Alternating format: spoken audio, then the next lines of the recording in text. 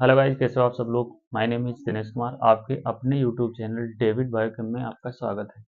तो आइए हम बात करेंगे आज एवोल्यूशन पार्ट वन के बारे में। ये चैप्टर जो है एनसीईआरटी में दिया गया है। ये चैप्टर बायोलॉजी का है।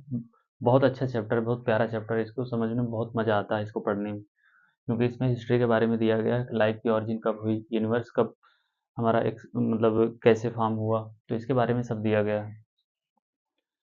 तो कैसे कैसे ऑर्गेनिज्म हमारे इवाल्व हुए, ठीक है, तो इसके बारे में दिया गया है। तो हम लोग बात करेंगे, पहला क्या है, फर्स्ट पार्ट है। सेकंड पार्ट में जो भी इंपॉर्टेंट पॉइंट हैं उसमें बता दूंगा, ठीक है। ऐसे करके आप सारे चैप्टर के मैं फर्स्ट सेकंड थर्ड जो भी लगेंगे वो पार्ट में बना के आपको दे दूंगा। ये एनसीईआरटी का ही सब फ्रेम है। पहला क्या है, 20 बिलियन ईयर एगो हमारा यूनिवर्स बना, मतलब पुराना है, इतना ओल्ड है कि 20 बिलियन ईयर एगो, ठीक है, 20 करोड़ साल पहले हमारा यूनिवर्स जो है पुराना है। दूसरा क्या है, 4.5 बिलियन ईयर एगो, उसके 4.5 बिलियन ईयर एगो बाद हमारा अर्थ का फॉर्मेशन हुआ, अर्थ बनी, हमारी पृथ्वी बनी, ठीक। इसके बाद 500 मिलियन ईयर एगो हमारी लाइफ आई धरती में।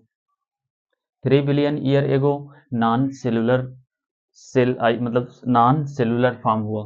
पहले नॉन सेलुलर आई, फिर सेलुलर।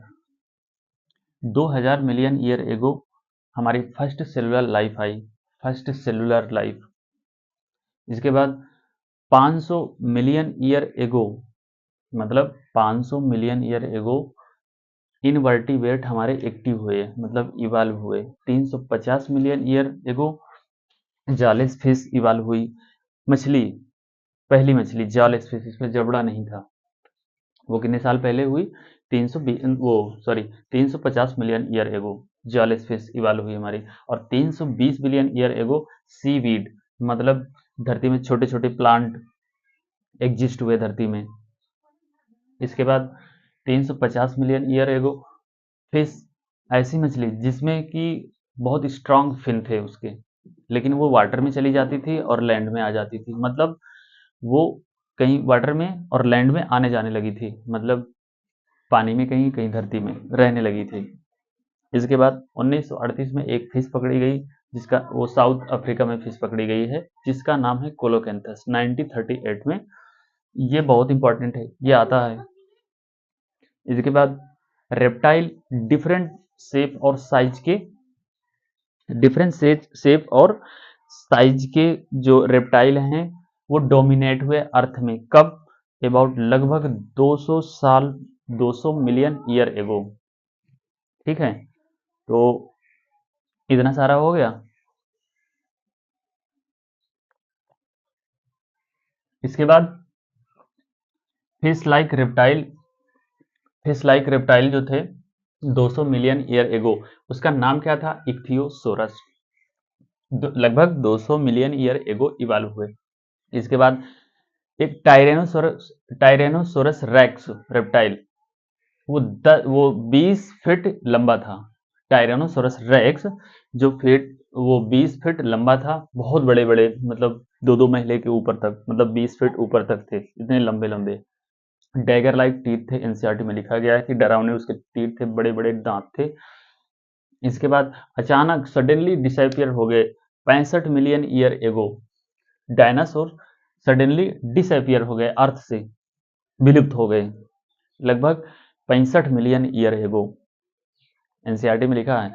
अच्छा, दो साइंटिस्ट के बारे में, ये बहुत इंपॉर्टेंट है, मैं इसीलिए लिख दिया हूँ यहाँ पे, कि दो साइंटिस्ट के बारे में पूछा जाता है कि ओपेरिन कहाँ के हैं और हेल्डाने कहाँ के। ओपेरिन जो थे वो रसिया के, हेल्डाने इंग्लैंड के रहने वाले थे। इन्होंने प्रपोज किया था केमिकल एवोल्यूशन, मतलब केमिकल से हमारी लाइफ कैसे बनती है, इन्होंने ऐसे प्रपोज किया था। तब एस एल मिलर आए थे, तो उन्होंने एक्सपेरिमेंट किया था। उन्होंने अपने एक्सपेरिमेंट में कौन कौन सी गैस ली थी, CH4 मतलब methane, hydrogen, ammonia, water vapour, और 800 डिग्री टेम्परेचर उन्होंने लिया, 800 डिग्री सेल्सियस डिस्चार्ज ट्यूब लिया था उन्होंने। जो उनका ट्यूब था उसमें उन्होंने टेम्परेचर कितना रखा था, 800 डिग्री सेल्सियस। इतनी सारी चीजें आपको, ये इंफॉर्मेशन है, आपको माइंड में रखना है।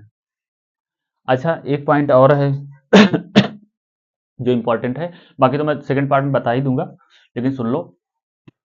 एनसीईआरटी में लिखा गया है कि लाइन है branching descent and natural selection it is a two key concept of Darwinian theory of evolution. मतलब ब्रांचिंग डिसेंट और नेचुरल सिलेक्शन ये दो की कॉन्सेप्ट होते हैं किसके, डार्विनियन थ्योरी और एवोल्यूशन के।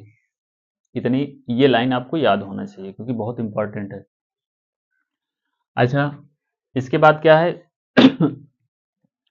जो सेकंड पार्ट होगा उसमें आपको मतलब जो और मेन इंपॉर्टेंट पॉइंट हैं वो आपको दे दिए जाएंगे। अच्छा, एक चीज और आपको बताना है कि जो होमोलोगस और एनालॉगी होती है वो किस किस एवोल्यूशन को शो करती है, कौन डाइवर्जेंट एवोल्यूशन को शो करती है और कौन कन्वर्जेंट एवोल्यूशन को शो करती है, तो आपको कमेंट में बताना है।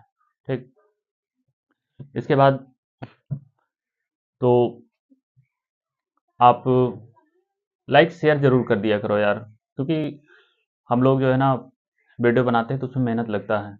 तो लाइक कर दिया करो, शेयर कर दिया करो और कमेंट में जो भी क्वेरी हो आप लिख दिया करो।